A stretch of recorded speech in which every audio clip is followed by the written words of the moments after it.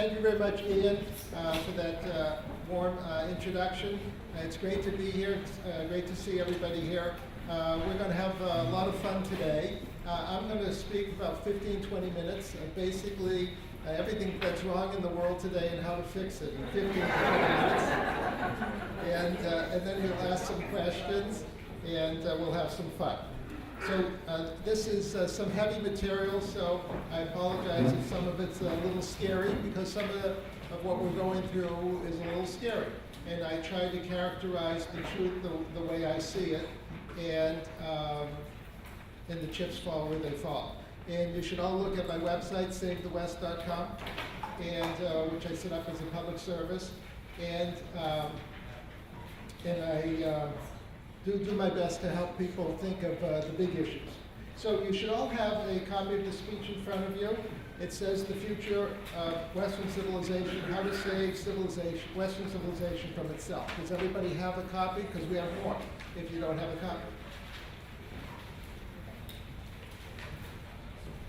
So I believe when speakers give speeches, they should start off with the conclusions, so that if anyone has to leave early, just stay for 30 seconds and you'll have the gist of the speech, and the rest of the speech will be expansion of these ideas.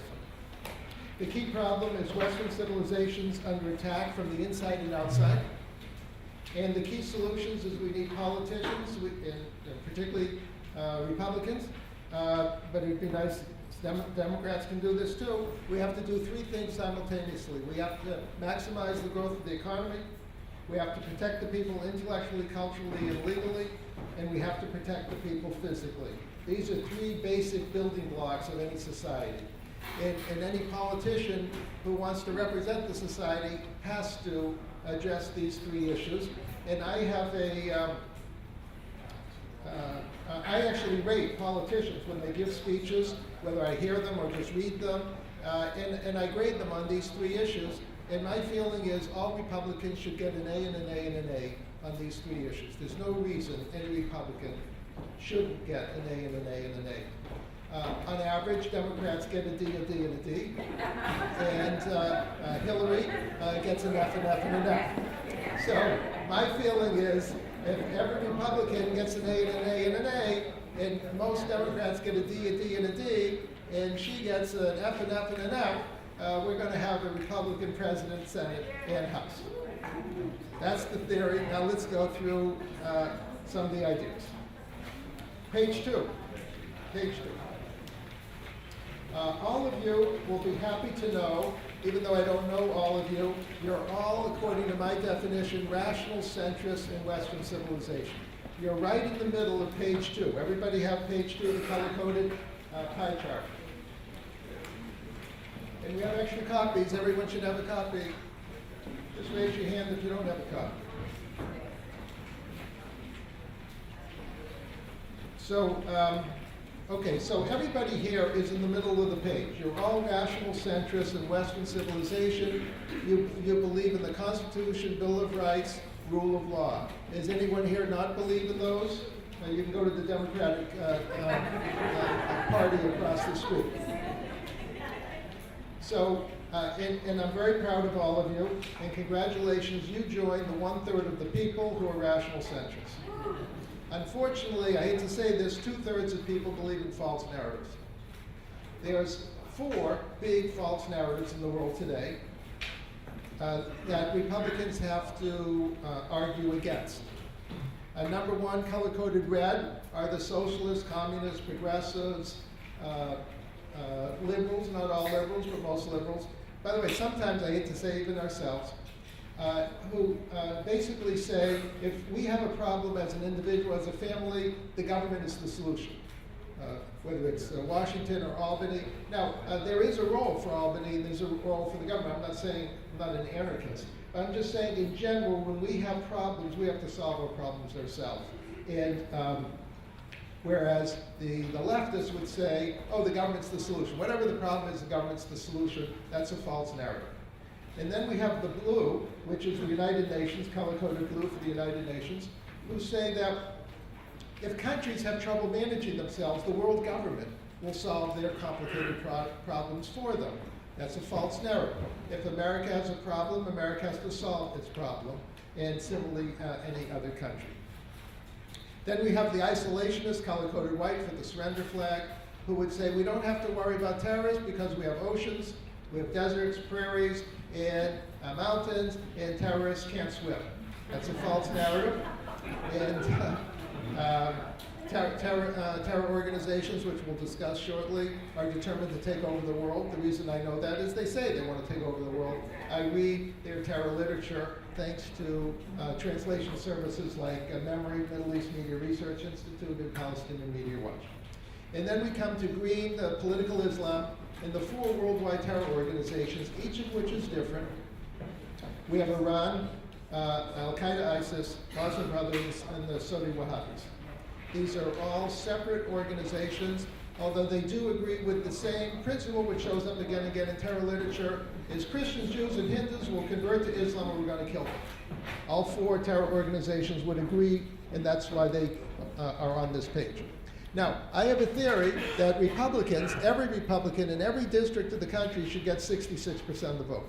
The reason I say that is you should get the 33% who are rational centrists. Just because you have an R after your name, you're going to get 33% of the vote.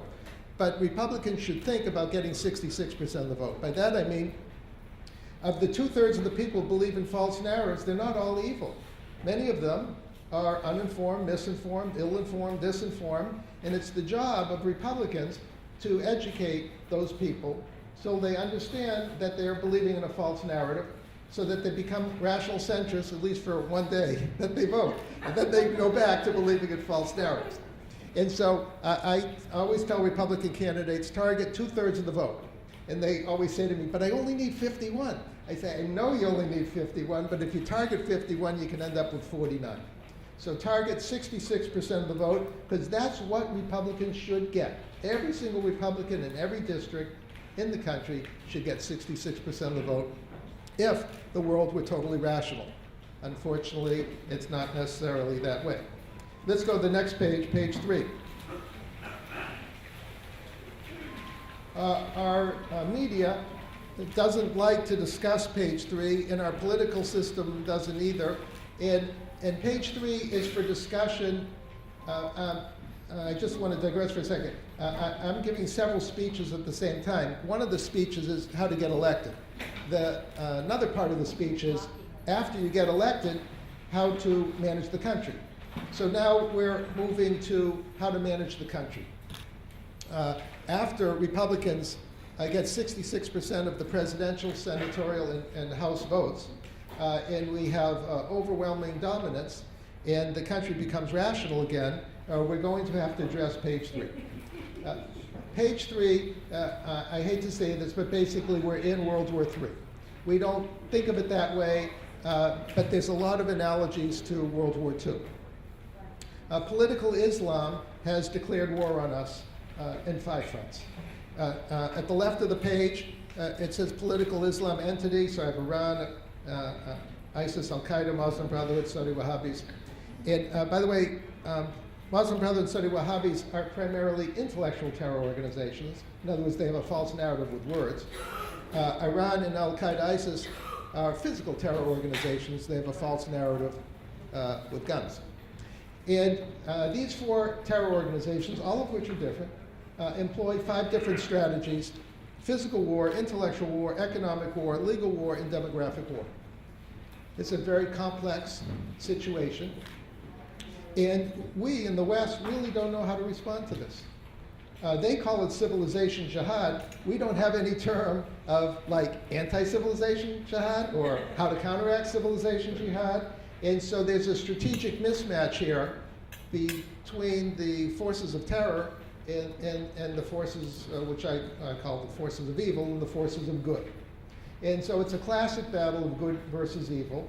And if you think of the Westerns or Star Wars, oftentimes, generally actually in Westerns, the bad guys are winning for 90% of the movie, and then in the last 10 minutes, the good guys come and the cavalry comes and they blow the bugle and they save the day.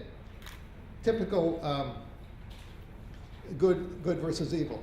I happened, as a quick tangent, I happened to take my grandchildren to see Star Wars, and I was sitting next to my 6-year-old, and she was bundled up in a little ball for the whole movie because she was so scared. And finally, when it became obvious the good guys were going to win in the last 10%, she says, "Grandpa, I'm now finally happy."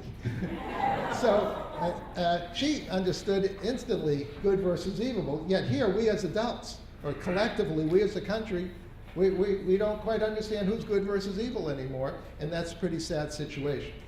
Let's go to the next page, page 3. Page 4, rather, thank you. So let's look at Israel. Israel's instructive because Israel's the eastern border of Western civilization. Whatever happens in Israel will happen in Europe and America with a lag, 1, 3, 5, 10 years later. And I go to Israel about every 2 months, and I'm very well acquainted with the political and military situation facing Israel as well in America, and I'm able to contrast and compare the two countries, and I learn from each country. Israel is fighting a 10-front war for its existence. It has to contend with, number 1, Iranian nukes, number 2, Palestinian Authority, nonstop low-intensity terrorism, number 3, cyber, number 4, ISIS threatening Jordan, number 5, ISIS, Al-Qaeda in Iran threatening Egypt, number 6, the Muslim Brotherhood, Hamas already took over Gaza, number 7, the Bedouins are stealing all the land that the EU and Muslim Brotherhood will help them steal, number 8, Israel has to protect its offshore gas fields, number 9, the UN, EU, International Court of Justice, and a whole variety of NGOs are what I call intellectual terror organizations. In other words, they have false narratives. And then at the north, you have Iran with its Hezbollah friends. So here you have a mess. But Israel knows it's a mess. So I show this to politicians, I show this to generals, colonels, and they go, yep, it's a mess. They hadn't put it together themselves on a neat little pretty page, but when you go through each of the 10 issues, they go, yes, but we know how to win. We have strategies, and we're in this for the long haul. We've been around 3,800 years. We're eternal people. We're going to be here forever, and we're going to win. So they're mentally strong. Let's go to the next page, and you'll see a country that has no clue what it's doing.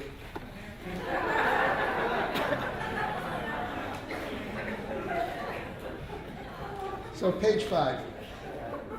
So I created this, obviously, and looked at America's 10 national security threats. Number 1, it has to protect itself from Iranian nukes that they're now building with ICBMs paid for by the US. The US government, due to the Iranian agreement, which, by the way, Iran never signed, is shipping over $100 billion to Iran, to the number 1 enemy of Western civilization, the number 1 force of evil in the world, so that they can build nukes and potentially blow up America in 10, 15 years. 2 nukes, and it's the end of our electric grid.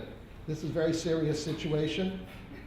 Number 2, the UN is housed right here, a few blocks from here. They're an enemy of America. They're an enemy of Western civilization. They've been taken over by the forces of evil.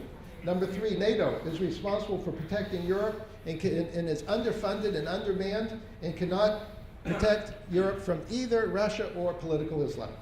Number 4, President Obama, and I hate to say this sometimes with Republican help, is importing European socialism to America. They can't afford European socialism in Europe, and we can't afford it here. Number 5, Iran has a base in Venezuela for running the largest narco-terror organization in the world.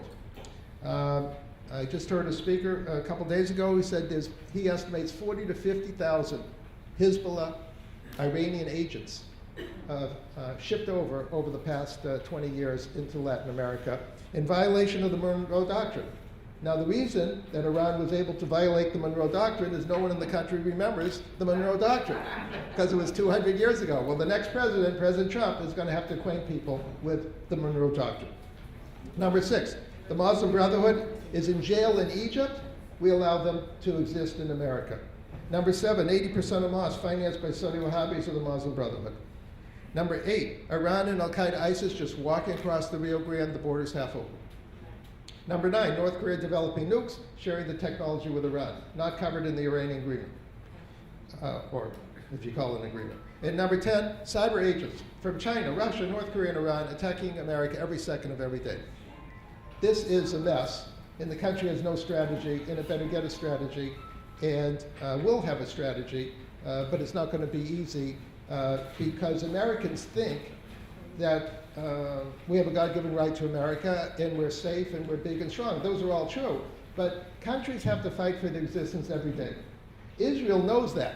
It's no surprise to tell the Israelis, oh, you're still fighting the 1948 war, or you've been fighting for 3,800 years. They know that. But you say to Americans, and they say, oh, well, the war's over. Didn't we beat Britain like 200 and something years ago? And the Civil War's over, and World War I and World War II's over. I don't understand the issue. Well, the issue is countries have to fight every day for their existence, their economic existence, their cultural existence, and their physical existence, and they can't forget that. Let's go to the next page. Page 6. There are 16 reasons why the Obama administration Iranian negotiating strategy is immoral and unethical. Just look at where it says policy. Go down the left column, it says policy.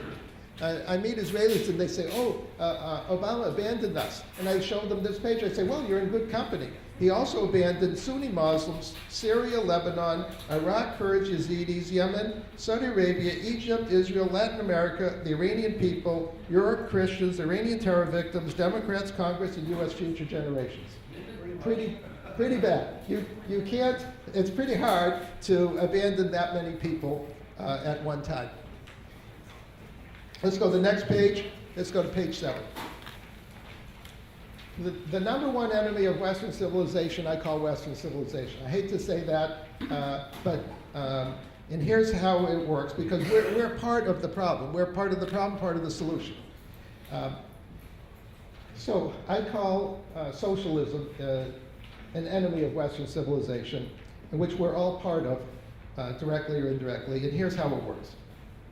And by the way, it's not necessarily done for nefarious reasons. We all want economic security, retirement security, medical security. It's a natural human desire for security.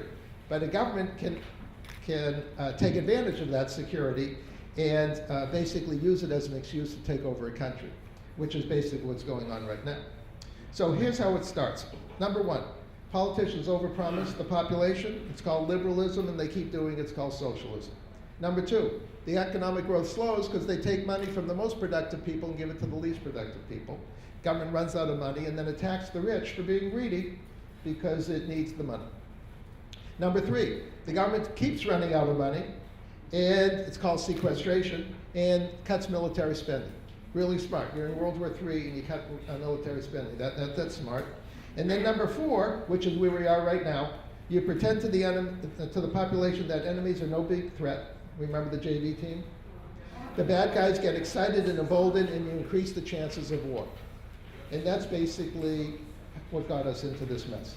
Let's go to the 2 more pages, and I'll stop and answer some questions. I'll finish in about 2 minutes. Page 8. The official debt of the country is 17 trillion. This is 3 years old. The more current number is about 19 or 20. But at that time, look at the unfunded liabilities of 205 trillion.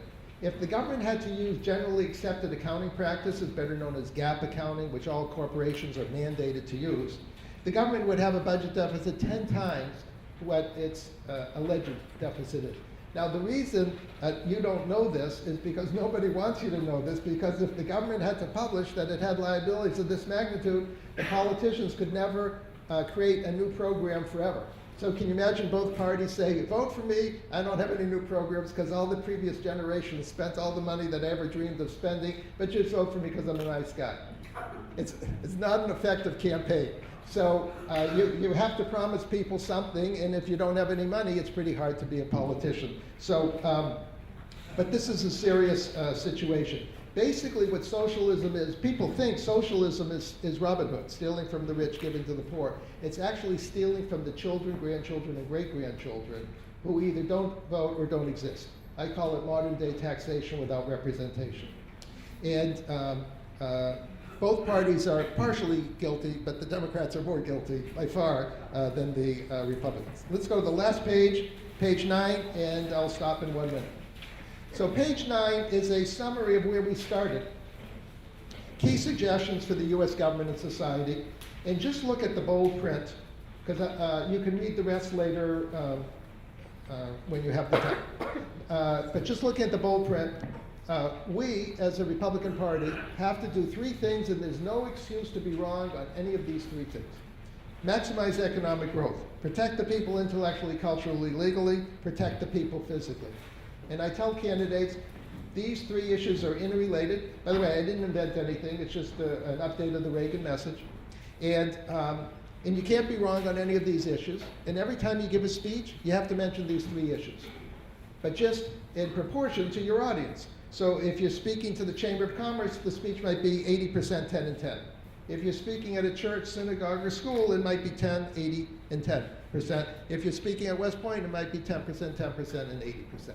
But you cannot give a speech without mentioning these three issues, and you can't be wrong on these three issues. The other party is wrong on these three issues, and therefore you should get 66% of the vote.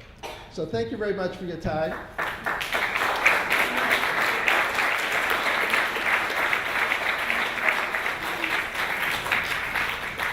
So let's see who has some questions.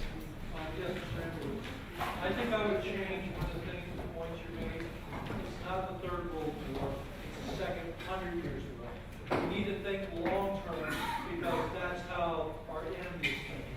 They don't care if they lose a battle. They don't care if they lose multiple battles. They're looking at trying to change society. So I would say a second 100 years war, which probably started with the takeover of the American embassy in Iraq. But I would say that instead of the third World War. Yeah, no, it's a good point. The question you're asking is, how long will this war last? Is this a repeat of the 100 Years' War of a few hundred years ago, where the Christians, the Catholics and Protestants were killing each other until they exhausted each other and then realized there's no reason to kill each other because Protestants and Catholics are 95% the same, and why should you kill someone for the other 5%? So, unfortunately, it took a lot of dead people for that obvious fact to come to light. One of the problems we have is democracies are short-term oriented, and dictatorships can be long-term oriented because they don't rely on the will of the people. They rely on the will of the machine guns. If they have the machine guns, they're in power.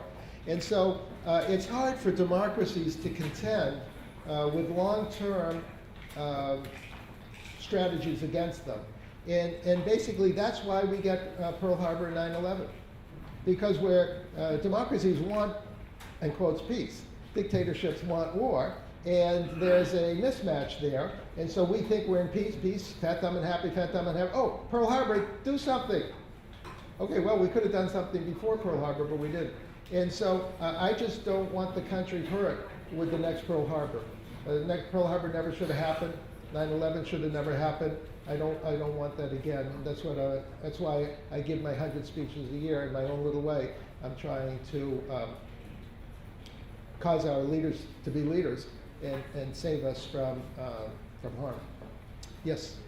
I think unless you change the conversation on the universities, nothing is going to change. You can see how recently the Democrat Party just gave up all support of Israel, and they put as their platinum party writers who really just don't support Israel. And so I see here you mentioned how the Saudi Arabia is contributing an enormous amount of money to universities, and I would ask you, can you track the rise of these anti-Semitic groups like SJP and the hiring of these very anti-Israel professors with the inflow of this money, and how do you directly address that? I mean, do you reach out to, do you create a program reaching out to donors? Do you create just an awareness kind of program? I think there needs to be something like a more aggressive action.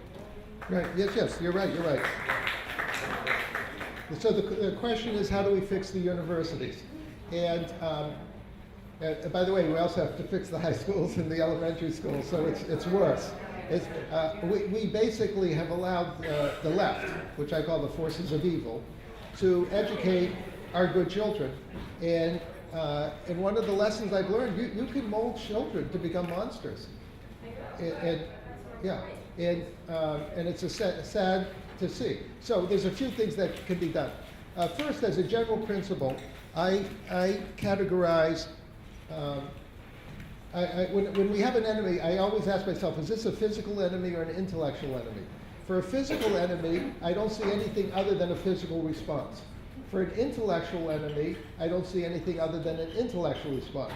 So in other words, if I had the power to call the Air Force and blow up some university, that's the wrong response. They're an intellectual, they become taken over by the intellectual forces of evil. We have to fix that. So I have one thought. I'm not a big fan of affirmative action, but we should have affirmative action for professors. We should mandate that 50% of all professors have to be normal. And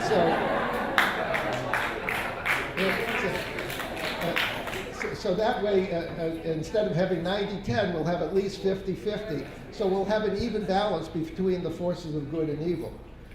But by the way, we always talk about diversity, you know, color, your skin, and religions, and all these other. How about diversity of your brain? We've forgotten that.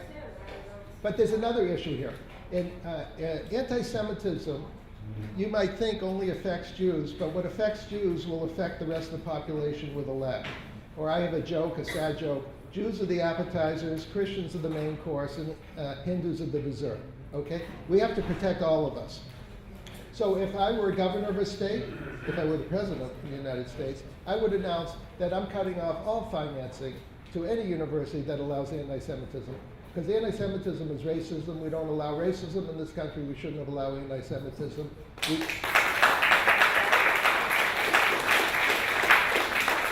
This is something all Republicans should be running on. This is a no-brainer. You might think it only affects the 2% who are Jews. I promise you it'll affect the other 98% before too long. Who else? Yes. Yes. Can you enumerate the most serious of the unfunded liabilities? Okay, what are the most serious unfunded liabilities? Anything that you like. So, for example, Medicare and Social Security. I was reading in the newspaper that the average citizen contributes through taxes about $150,000 over their work lifetime to each of those two programs and gets about $450,000 of benefits. So I asked you the question, what did the government do with that $150,000? The government's such a good investor and invested the money, and then 30 years, 40 years later, it became worth $450? No, they didn't do anything. So the differential between the $150 and the $450 is unfunded liability. That's what's basically borrowed from the, it becomes debt, and then is borrowed from the children, grandchildren, and great-grandchildren. So those are the two most popular programs. They should be popular. If I told you, give me 150 grand now, and in 38 years I'm going to give you 450, you're going to love me. Of course you're going to love me. But if I don't actually invest it and create the differential, how am I going to give you the 450? Well, I'm going to have to steal it. People think they're stealing it from Bill Gates or Warren Buffett. They're actually stealing it from their own children. Was the U.S. in default on its debt? Well, will the U.S. default? Remember, the U.S. prints dollars. The U.S. is a unique country. We're the only country that can print a reserve currency. And so the trouble is we're abusing that power. And as you can imagine, when you abuse power, bad things happen. People distrust your currency, they distrust your government. It's not a wise thing to do, but you certainly can get away with it in the short term. Yes? How would you characterize Trump doctrine of foreign policy? Yeah, the question is, what's the Trump doctrine? Well, first let me start with the Hillary doctrine. The Hillary doctrine is similar to the President Obama doctrine, which is when you have a war, create a strategy to lose. Okay, so that's that doctrine. Now the question is, Mr. Trump has to more flesh out a policy. He's basically been running a campaign of personality. He's got to develop a whole team under him, looking at the 100 issues of the day and feeding that information up, and then he's got to stop campaigning for a day or two or a week and absorb a huge amount of information. It's not easy to absorb 100 briefing books in 1 week. So he's bringing on people to help him, obviously, and he's got to formulate a policy. I can't tell you that right now I know what his foreign policy is, because he's said things that are contradictory to each other, but he's a smart person. He has a lot of common sense. I'm sure he'll have good people under him. In terms of rating candidates, by the way, remember I told you I grade candidates? So Hillary gets an F and F and F. That's an easy one to do. For Mr. Trump, I would give him a B, a B, and a B. And I see no reason why he shouldn't evolve into an A student. He's got all the abilities to be an A student. I expect him to be an A student. I expect him to hire the teams of people under him to feed him the information to become an A student. So right today it's B, but I expect it to be an A, and you have an A candidate against an F candidate, he should get 66% of the vote. Yes? Concerning the rise of nationalist parties, particularly in Europe, such as the Penguins and France, I see this as a positive development in that I don't believe this country is ever going to turn itself around to the point where we can confront the threats that you're talking about, specifically the physical ones. Do you think that these nationalist parties in Europe can play the role of more or less a Stalin in World War II and do much of the dirty work that needs to be done in the future? Right. The question is, what's the future of Europe? I also look at Europe, and I have some observations about Europe. The most, number one observation of Europe is we must make sure we don't become Europe. Okay? We left Europe, or our parents, grandparents, great-grandparents, and we're the children, many of us, children of Europeans. My family came from Lithuania and Poland. But Europe is dying in front of our eyes. And so if I had to grade them on the three big issues, can they grow an economy? They grow 0, 1%. What kind of country? Many of the countries haven't grown for 20 years. What kind of a country doesn't grow for 20 years? Okay, so I'll give them a D because I'm a nice guy tonight. I'll give them a D on growing the economy. Do they believe in their culture? We have two cultures. We all have two cultures. We have a secular culture, which I call Constitutional Bill of Rights. We have a religious culture, which I call Judeo-Christian history, philosophy, tradition. And it's important to maintain both traditions. You go to Europe, no one goes to church. And that's sad. I mean, Europe's 90% Christian. They should go to church. And that's sad to see. And number three, well, can they protect themselves physically? The answer is no. I'll tell you a quick anecdote. Every year I go on a delegation to Israel, run by Malcolm Hoenlein, Conference of Presidents, and we stop in Europe for 4 days and then Israel for 4 days. So 2 or 3 years ago, we stopped in France and Belgium, and someone from NATO spoke. And after he spoke, I went up to him, and I said, what are you doing to defend Europe from the existential risk of Iranian nuclear attack in 5, 10, 15 years? He looks at me and says, nothing.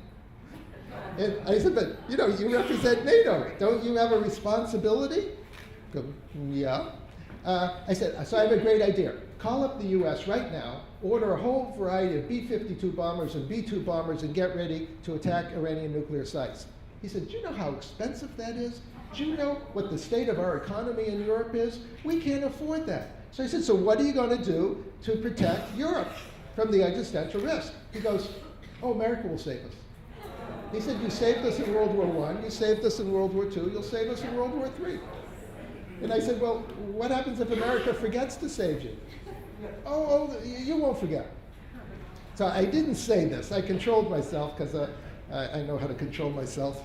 And so I was going to say to him, why don't you get on TV, announce to 500 million Europeans, I represent NATO, I promise you, we're not going to defend you against Iranian nukes, but we're going to become very religious, go to church every Sunday, and pray that the Americans save us again. I didn't say that. I kept it into my brain, so I should have said it, yes. Yes, last question. Anybody? Yes. Mr. Abramowitz, you're working on a blog, right?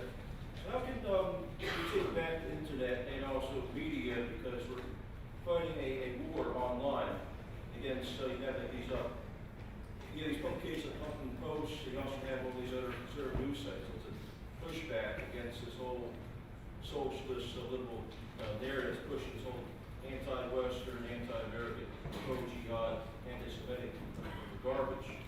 How do we do this as like bloggers or people who pay attention to conservative media and fight back? Okay, the question is, how do good people offset the forces of evil? I used slightly different words, but that's basically what you said. And, well, one thing, I don't like when Republicans fight each other. That was one of the, what Reagan kept saying, that if we agree, he had an expression, if I agree with someone 80% of the time, I'm not going to go fight him over the other 20. So we have to learn how to work more cooperatively with each other. We have to create a platform, which I think I have, I did it as a volunteer, of the 3 basic principles, which I think are the foundation of any campaign.